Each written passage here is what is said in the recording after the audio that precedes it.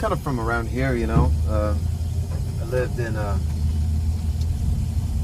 Euless, which is in between Dallas, you know where it is. They have everything that they do here, only it's just, you know, kind of 5 years later. It's real quiet. There's not a lot going on. It's kind of a sheltered place to grow up, I think, you know. I think growing up in the city here, life is much more real. In Euless was kind of sheltered. You know, I hadn't been exposed to a lot of things like that. I knew about tattoos and all that, but it wasn't until I started hanging out in Dallas that I saw some kids, you know, and, you know, I just thought it was cool, you know, and I saw, like, in Details magazine, you know, a lot of the cool people, you know, with tattoos, and I kind of got into it that way. Once I got my first tattoo, I realized that it was a whole deeper thing to it. And it became, I consider myself a collector of custom wearable art, if you will. You know, some people might call me a living canvas. Others might say that, you know, I'm like a walking museum if you look at me, you know what I mean? It's just, and these are the pieces that are on display.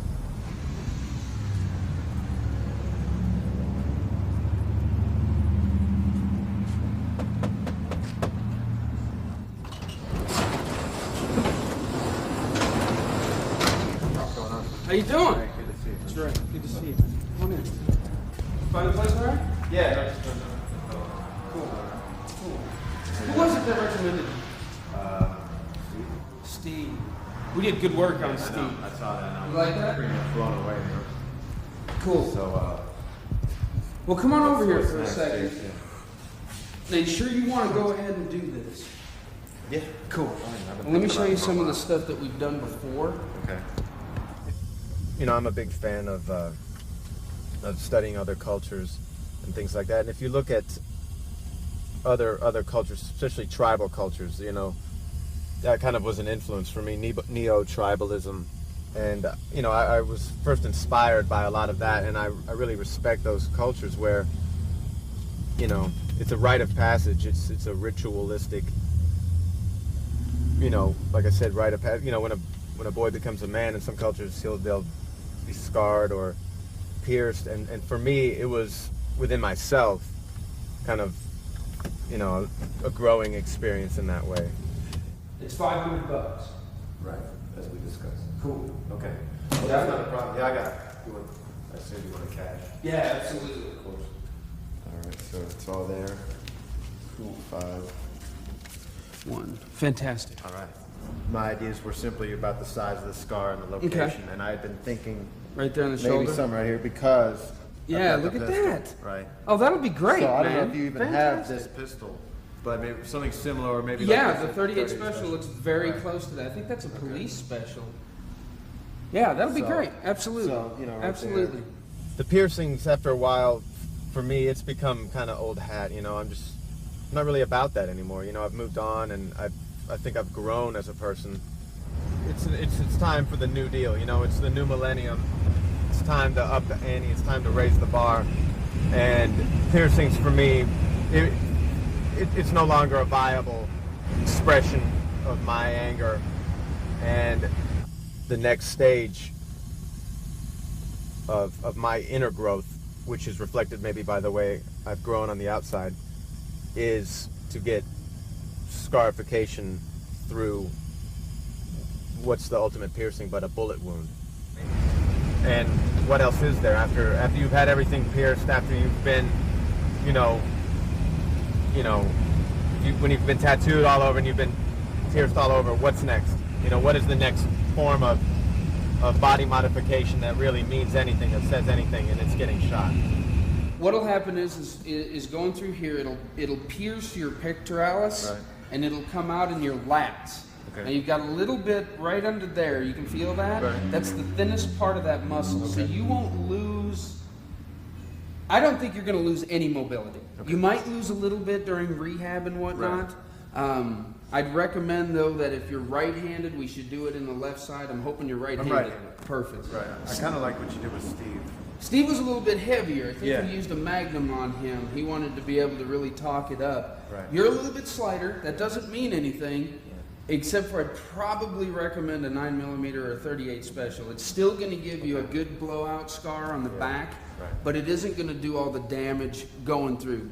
The key thing to remember is the bullet's design is to expand and stop in the body. We want it to go right through it. It doesn't matter who did it, whether if I'd gotten shot for real in a crossfire of a gang shooting, or if I went and paid somebody to shoot me. It doesn't matter because metaphorically, I am being shot, I am being attacked, if you will, by the world around me, and this is my statement. You know, this is my nonviolent protest. And some people might say, well, getting shot is violent, but it's not violent if it's to yourself. You know what I mean?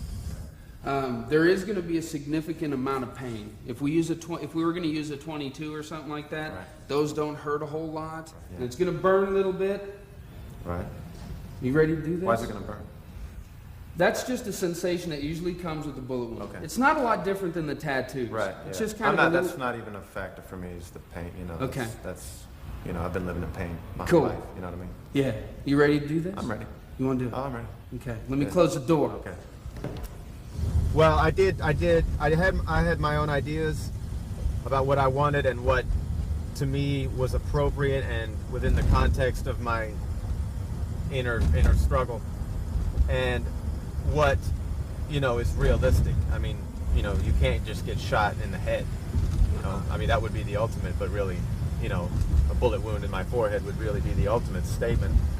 But realistically, I mean, I don't think that could be done. Maybe it could be, but I don't know. I don't think it could be done.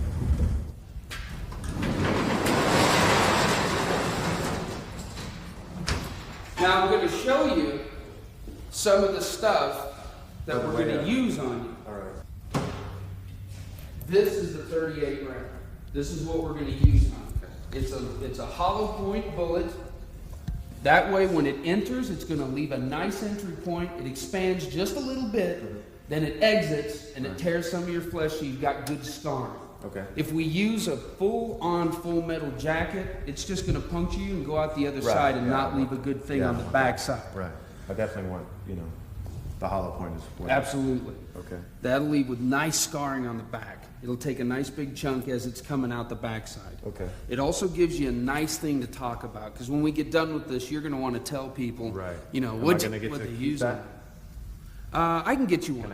I can get you one after this. Yeah. See, because after we do it, I got to get you. Booker's going to be outside, and we're going to put you right into the ambulance, and he's going to take you to the hospital. I was thinking I'd like to have a I can dig it out. Necklace or something. Absolutely, it's going to be in that. It's going to be in that sandbag. Yeah, that's a great idea. Sure. Now, what I recommend is that we're going to put on earring protection and eye protection when we put you down in the chair. All right. And then we're going to use the 38 revolver here. Okay.